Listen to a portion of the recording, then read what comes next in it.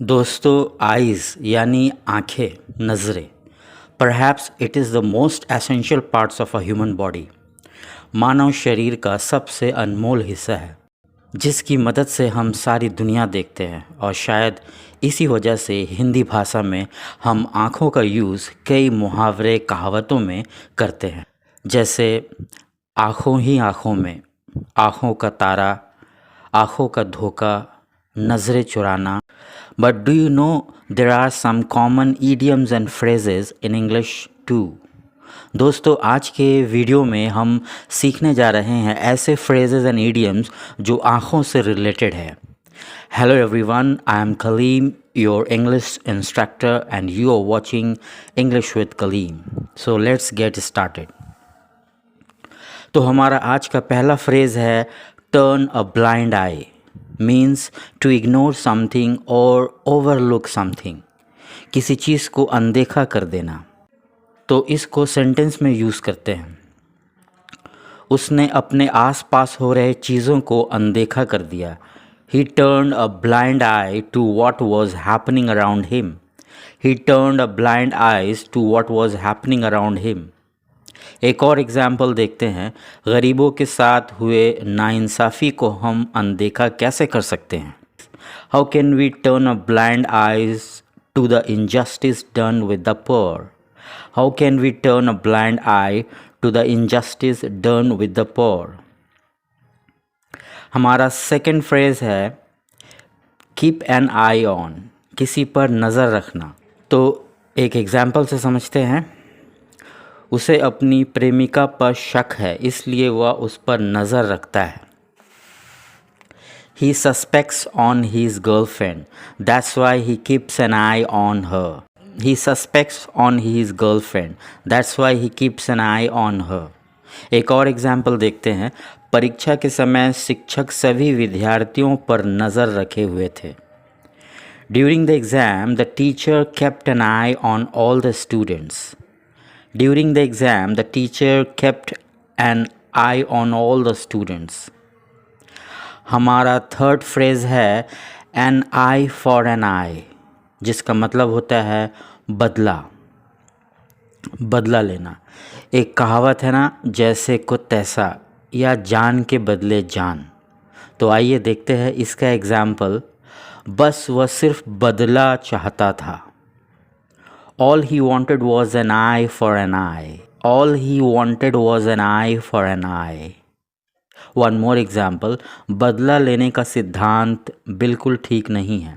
The principle of an eye for an eye is not good at all.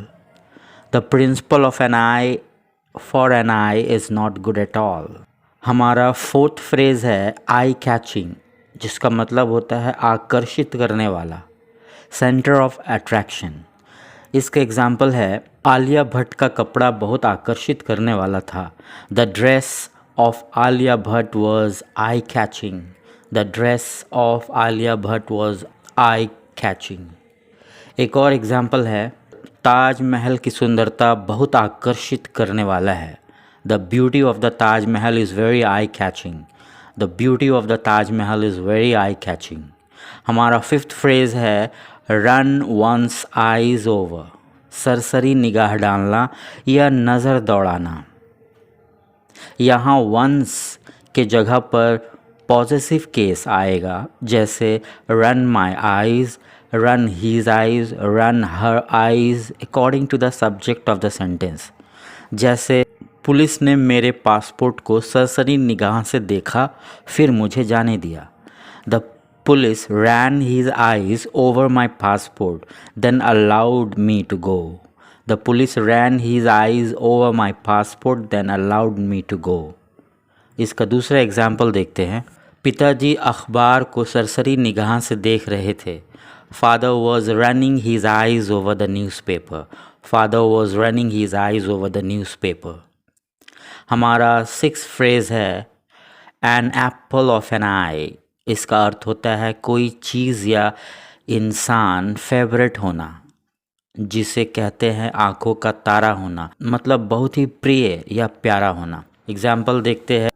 Rita अपने दादाजी की आँखों का तारा थी। Rita was an apple of an eye for her grandfather. Rita was an apple of an eye for her grandfather. एक और example देखते हैं, मेरी बेटी मेरी आंखों का तारा है, मतलब मैं उसे बहुत प्यार करता हूँ। My daughter is an apple of an eye for me. My daughter is an apple of an eye for me. हमारा 7th फ्रेज़ है आई पॉपिंग, जिसका मतलब है इतना आश्चर्यजनक होना कि आंखें बाहर आ जाना। इसको सेंटेंस में यूज़ करते हैं। टाइम्स ऑफ इंडिया की खबर आंखें बाहर आ जाने वाली थी। The times of India had an I popping article. The times of India had an I popping article. एक और एग्जाम्पल, शो में प्रियंका का कपड़ा आंखें बाहर आ जाने वाला जैसा था। The outfit of Priyanka was I popping in the show. The outfit of Priyanka was I popping in the show. हमारा 8th फ्रेज़ है कैच समवन आइज़। इसका मतलब होता है नज़रें पड़ना या ध्यान जाना, ध्यान आकर्षित करना। तो इसको सेंटेंस की मदद से समझते हैं। जैसे जब मैं बाहर टहल रहा था, कोई चमकता चीज़ ने मेरा ध्यान आकर्षित किया, मतलब मेरा ध्यान उस चमकती चीज़ पर पड़ा। When I was walking outside, something shiny caught my eye.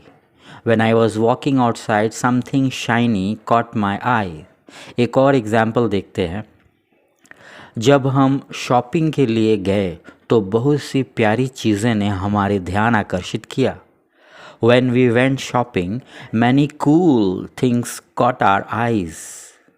When we went shopping, many cool things caught our eyes. हमारा 9th फ्रेज़ है इन द पब्लिक आई, जिसका मतलब है लोगों के नज़रों में, मतलब लोग हमें किस नज़र से देखते हैं, वो हमारे बारे में क्या राय रखते हैं। तो चलिए इससे सेंटेंस बनाते हैं। लोगों के नज़रों में वो एक अच्छा इंसान है। He is a gentleman in the public eye. He is a gentleman in the public eye. एक और एग्जाम्पल, लोगों के नज़रों में मैं क्या हूँ मुझे परवाह नहीं। I don't care about what I am in the public eye. I don't care about what I am in the public eye. हमारा 10th फ्रेज़ है pipe once I.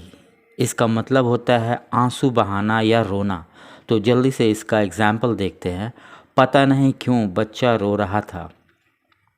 I don't know why the child was piping his eyes.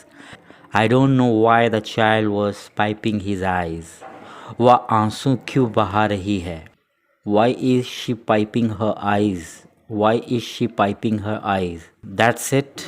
This is the end of the video. If you really like this video, please support me by pressing subscribe and like button. Thank you for watching.